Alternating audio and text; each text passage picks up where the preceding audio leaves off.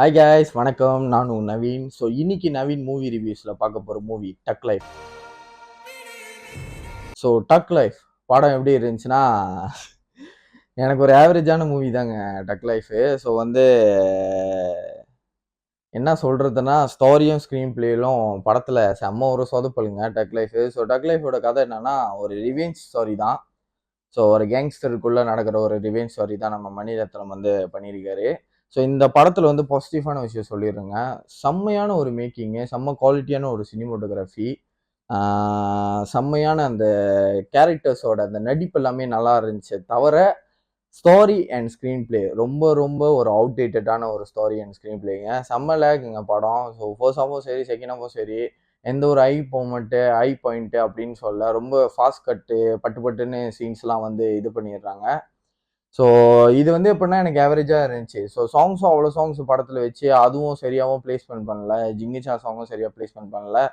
AR Rahman BGM work இன்னும் கொஞ்சம் நான் செமையாக பண்ணியிருக்கலாமா அப்படின்னு சொல்லி நான் ஃபீல் பண்ணேன். ரொம்ப எஃபர்ட்லெஸ்ஸாக ஒர்க் பண்ண மாதிரி இருந்துச்சு.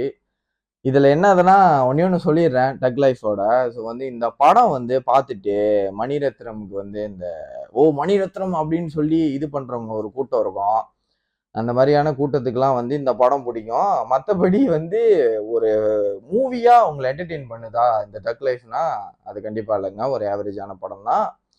ஸோ இந்த படத்துக்கு இந்த பில்டப்பு, இந்த சில விஷயங்கள், இது செம்ம படம் அப்படின்னு சொல்லி நிறைய விஷயங்கள் சொல்றாங்களே. ஸோ அதை இந்த படம் வெளியாகிறதுக்கு முன்னுக்கே ப்ரொமோஷன் பண்ணது நான் தவறுன்னு நான் சொல்றேன்.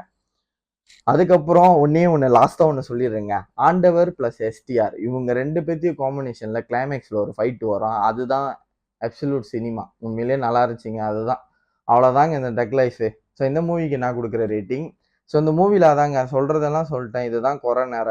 ஸோ படத்தை போய் பார்க்கறதுனா பாருங்க. மணிரத்னம், கமல்ஹாசன், எஸ்டிஆர் இவங்களுக்காக ஒரு ஒன் டைம் வாட்சபிள் மூவி தான் இந்த டக் லைஃப்.